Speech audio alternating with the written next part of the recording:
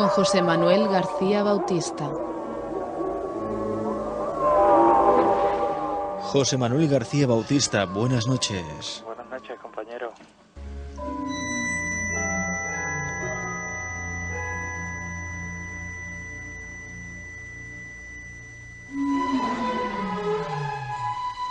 Sobre el mes de marzo del año 1968, una serie de sucesos poco menos que increíbles iban a acaecer en la pedanía sevillana del Palmar de Troya, perteneciente al municipio de Utrera. A mediados del citado mes, una serie de luces pudo ser vista sobre el cielo sevillano de esta localidad, llamando la atención de sus ciudadanos, pero no llegaría más. Si bien diferentes interesados en temas paranormales, entre ellos miembros de la Red Nacional de Corresponsales, observaron analogías con el creciente fenómeno ovni que marcaba aquella época. Fueron unas extrañas esferas que hoy día serían abordadas desde el punto de vista ufológico por su extrañeza, pero que en su día pasó prácticamente desapercibido por el poco interés que despertaba a sus lugareños este controvertido tema. Y José Manuel, ¿cómo sigue la historia? Pues la historia sigue en unos puntos muy diferentes de lo que pudo haber sido una historia de fenómeno ovni, puesto que prácticamente da paso a un fenómeno aparicionista en la pedanía del Palmar de Troya, unos 50 kilómetros de Sevilla, relativamente cerca. Y fue precisamente allí, en 30 de marzo de 1968, cuando 4 niñas del pueblo, Ana Aguilera, Ana García, Rafaela Gordo y Josefa Guzmán, entran en el interior de una finca llamada La Alcaparrosa, a recoger flores para el altar de la Virgen. Entran en la finca y se ponen a recoger las flores y dicen que en uno de los árboles ven algo colgado de un árbol como si estuviera ahorcado. En ningún momento ellas al principio, estas 4 chicas, comentan que en esta pedanía del Palmar de Troya vieran a la Virgen. Eso fue a posteriori, ¿no? Lo que primero comentan es que ven algo ahorcado. Además, técnicamente es lo que dicen y textualmente. Luego, posteriormente, hablan también de sombras, hablan de siluetas, hablan de la cabeza incluso de un toro como si estuviera disecado. Otras personas dicen que lo que realmente vieron fue un galgo ahorcado, un cánido, ¿no?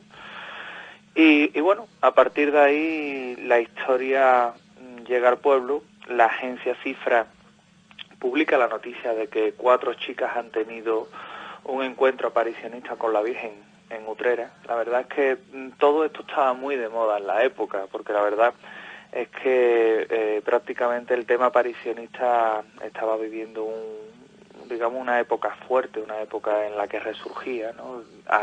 Quizás también venía todo derivado de lo que era el fenómeno aparicionista de Garabandal, el tema religioso en España tal y como estaba, con el creciente interés por Lourdes, por Fátima, bueno, y todo esto se veía con cierto interés. Y bueno, la historia pega un giro radical cuando el Palmar de Troya, pues de la noche a la mañana ve como estas 4 niñas, estas 4 chicas que dicen que durante 3 días ven a la Virgen, ya cambian, digamos, el rol de lo que habían visto ahorcado, y empiezan a comentar que realmente lo que ven es a la Virgen y que tienen conversaciones con ella durante 3 días seguidos, ¿no? Las niñas prácticamente desaparecen y en su lugar entra una cohorte de prácticamente videntes y pseudovidentes, que bueno, bastaría recordar a José Navarro, a Antonio Anillo, a Arsenia Llano, gente muy muy conocida en Sevilla, quizás María Luisa Villa, que luego seguiré con todo este tema, y por supuesto 2 sevillanos que verían en esto pues prácticamente, posiblemente una forma de vida, que eran Clemente Domínguez, ya fallecido, y su compañero el abogado Manuel Alonso Corral. Entonces, en ese momento se produce una lucha, prácticamente una pugna por ver quién es el que se queda prácticamente de cacique de estas videncias en el Palmar de Troya. Y bueno, prácticamente allí había todas las semanas unas congregaciones multitudinarias de personas por oír a la Virgen. Entre medios, Alex, y a toda la audiencia os puedo comentar, por cercanía y por cómo se vivió de cerca esta historia aquí, que bueno, allí se veía de todo. Evidentemente había gente que deseara entrar en éxtasis, que lanzaban mensajes aparicionistas, y el típico olor a rosa reventando botes de perfume, o botes de pequeños frasquitos de perfume para ese olor a santidad que dicen que se produce cuando la Virgen se aparece. Y al final quedaron prácticamente pues María Luisa Villa, que sería de las primeras personas que dijo ser estigmatizada, marcada por los estigmas, y Clemente Domínguez. Pero la verdad es que Clemente Domínguez ya tenía prácticamente pues toda la historia del Palmar de Troya, o planificada en su cabeza junto con la de Manuel Alonso Corral, cómo debía ser esa feligresía que él quería. De hecho tenía ya devotos y tenía gente que seguía exclusivamente a su persona. Y prácticamente aquí es donde Clemente Domínguez elabora la expulsión del resto de videntes. Se ponen a adorar a la Virgen y a la denominada Cruz Blanca, que todavía es visitable, y a partir de ahí Clemente Domínguez también comienza con el tema de su etapa, de los estigmas y demás dones que según él le atribuía en la Virgen, y comienza en sí lo que es la historia del Palmar de Troya. Claro, más conocido Clemente como el otro papa, ¿no? Exactamente, porque Clemente Domínguez, inmediatamente Clemente Domínguez habría que decir que era un contable sevillano que no tenía vocación religiosa, ni tenía formación religiosa. De hecho fue expulsado de varios seminarios y varios lugares donde quería tomar los hábitos, pero fue expulsado. Además tenía una serie de historias, de connotaciones en su vida personal que, digamos, no la hacían demasiado popular o demasiado aceptable para estos temas. Pero Clemente Domínguez a partir de ahí se hace llamar el padre Clemente, y bueno, y crea sus propios seguidores de iluminados. E incluso, bueno, te puedo decir que en la zona del Palmar, un 15 de mayo de 1970, congrega a casi 30.000 personas, cuando este señor promete que iba a haber multitud de milagros y multitud de curaciones, que por supuesto luego no se produjeron, pero que bastó para que muchas personas acudieran al lugar con la suficiente sugestión o la suficiente motivación como para que creyeran la palabra que decía este señor, ¿no? E incluso, que es lo más importante, comienza la red de, digamos, corresponsales por todo el mundo para recaudar dinero y sostener lo que posteriormente sería uno de los mandatos de esa Virgen tan especial y tan nacionalista que tenía Clemente Domínguez, y que le ordenaba una serie de construcciones y una serie de edificaciones y de actuaciones altruísticas, entre comillas, para satisfacer lo que la Virgen quería. Evidentemente todo esto era un negocio, ¿no? También amparado quizás porque el arzobispo de Bullarregia, don Pedro Martín Noyo Guintuc, pues tiene cierto beneplácito hacia la orden y ordena tanto a Clemente Domínguez como a Manuel Alonso Corral. Entonces ahí se produce una desaprobación por parte del arzobispado de Sevilla, que incluso llega a excomulgar a todos ellos, excomulga prácticamente a todos los implicados, a Clemente Domínguez, a Manuel Alonso Corral, a Camilo Esteves Puga, a Miguel Donnelly, a Francisco Bernardo Sandler. Y bueno, aún así el tema del Palmar y de la congregación sigue ya como una orden religiosa, de nuevo entre comillas, llamada los Carmelitas de la Santa Faz, con 2 divisiones, la masculina y la femenina.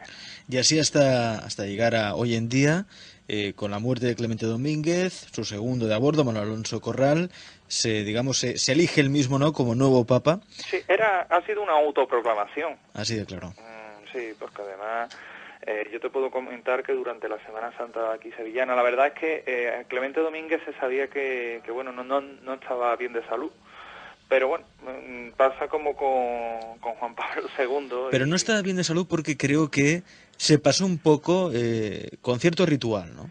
Sí, porque en el ritual de lo que es la orden de los carmelitas de la Santa Faz, pues evidentemente hay una cosa que es el autoflagelo y los daños personales, digamos, como forma de llegar a Dios, o según ellos dicen, por supuesto. Y bueno, y una de esos ritos que se incluye en lo que es el autocastigo. Y la verdad es que hay veces que se pasan, y hay veces en las que tienen que ser atendidos médicamente porque se han autoinfringido demasiadas lesiones. Por aquí por Sevilla se dice que el Clemente Domínguez no falleció directamente en el Palmar, sino en una conocida clínica sevillana, y que evidentemente este hombre pues llevaba la espalda bastante marcada. No se sabe si de evidentemente evidencias de todas estas vidas, ¿no?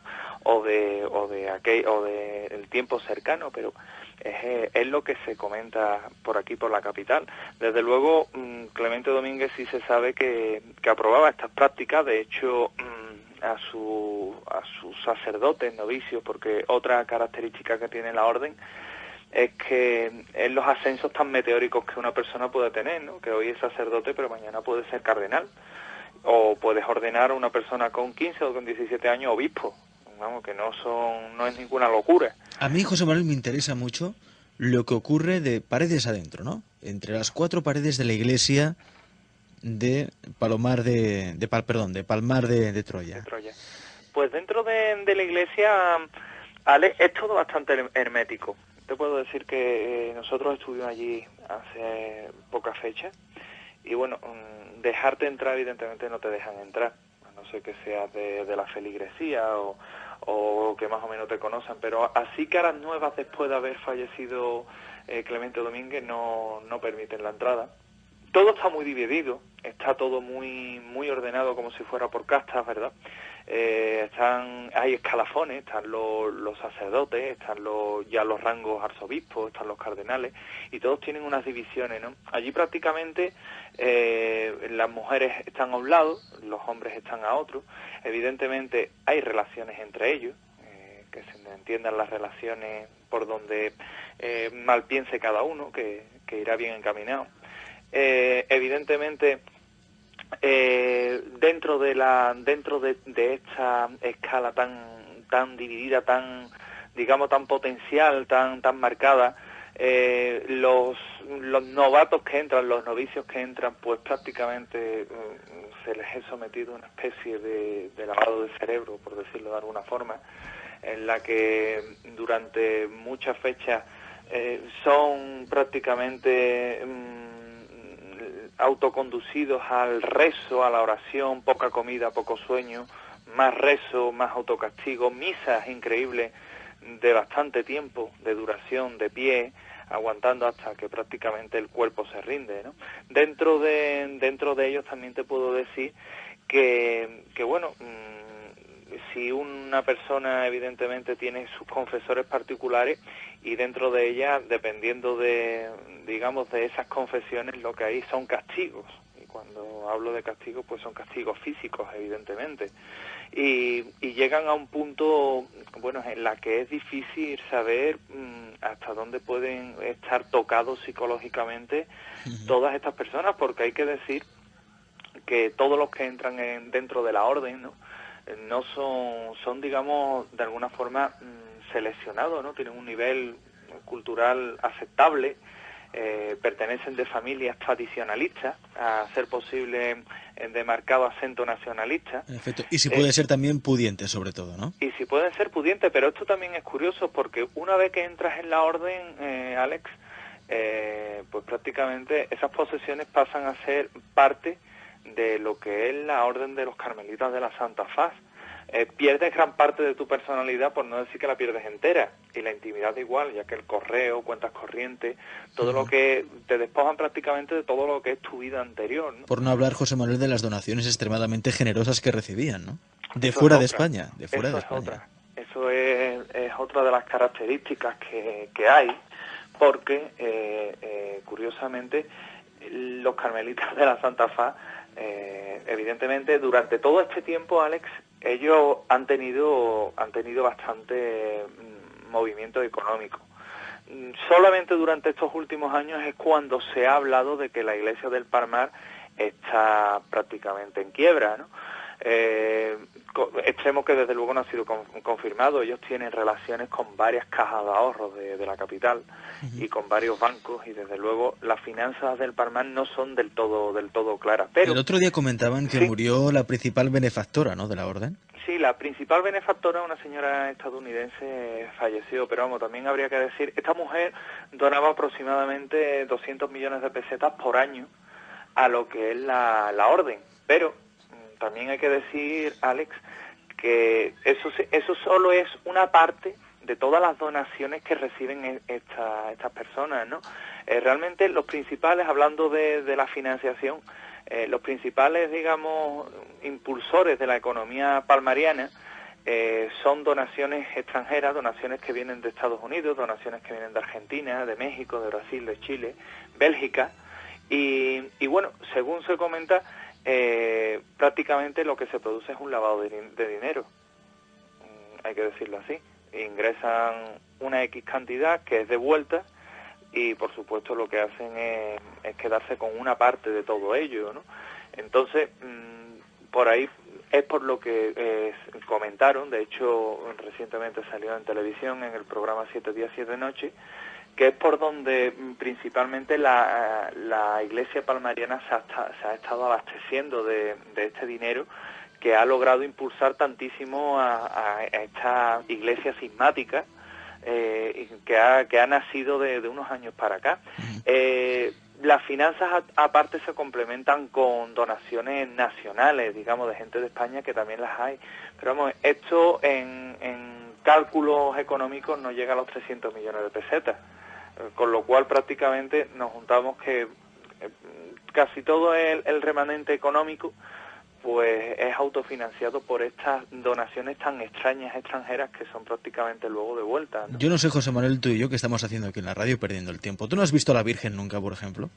Yo la vi una vez, pero he de reconocer que aquello era un fraude, que fue en Pedrera, Sí. con la Virgen famosa de Bueno, la pero Borla de Luz. ¿quién dijo? A ver, ¿quién dijo que fue un fraude? ¿Se sabe que fue un fraude? Sí, lo de Pedrera. Lo Sí. de Pedrera, sí, ¿no? Lo de Pedrera, Lástima. yo tuve la oportunidad de estar con diversos... Así que nunca has visto ninguna aparición ni nada por el estilo. No, nunca. Yo estuve, en lo de Pedrera estuve con reporteros del Mundo Televisión, y bueno, aquello fue desde luego lo que salió en televisión, ¿no? Fue prácticamente un show mal montado, que era un fraude. Yo he estado en muchos sitios aparicionistas de aquí de Sevilla, he tenido la oportunidad de ir a varias reuniones de personas que dicen que se comunican con la Virgen, a diferentes sitios de tradición aparicionista, de tradición milagrera. Pero si quieres que te diga la verdad, Alex, a mí lo que me ha parecido es que hay mucha cara dura, mucha poca vergüenza. Qué lástima, José Manuel, Mucha porque ganas de ya vivir de no esto. te haremos papa, ¿eh? A este No, paso. yo sería más bien un anti todas estas cosas, ¿no? Porque realmente engañar la buena fe de las personas es algo con la que yo no comulgo, ¿no? De todas formas, también hay una cosa que comentábamos en la presentación, Alex, que ahora, aprovechando la muerte de Juan Pablo II, y aprovechando todas las profecías que hay, tanto de Malaquías como de Nostradamus, el que Manuel Alonso Corral haya elegido el nombre de Pedro II no es una casualidad. Manuel Alonso Corral es una persona que conoce perfectamente toda esta, digamos, tradición que hay milenarista y tradición que hay en torno a profecías y demás, y el nombre de Pedro II está cogido muy a posta. ¿Por qué? Cuando murió Pablo VI, prácticamente coincidió con la muerte con la elección autoelección también, de Clemente Domínguez como Gregorio XVII, que curiosamente se puso como lema la gloria de las olivas. La gloria de las olivas, que tiene una gran connotación con lo que es la gloria del olivo. Y ahora llega la muerte de Juan Pablo II, que también casualmente coincide con la muerte de Clemente Domínguez, y sale elegido su segundo, que es Manuel Alonso Corral. En el caso de la Iglesia Católica no sabemos si va a ser Ratzinger, y se pone de nombre Pedro, y entre sus allegados le dicen el romano, en clara connotación de hacer cumplir esa profecía. Es decir, todo esto está muy estudiado, hay mucho marketing detrás de lo que es todo lo que envuelve al Palmar de Troya. Y esto no es más que una clara coincidencia en cuanto a esas muertes y una clara coincidencia forzada de tratar de buscar el que encajen esas profecías para, bueno, ellos hacer ver de alguna forma que también están ahí y que también es una orden sismática que hay que tener en cuenta.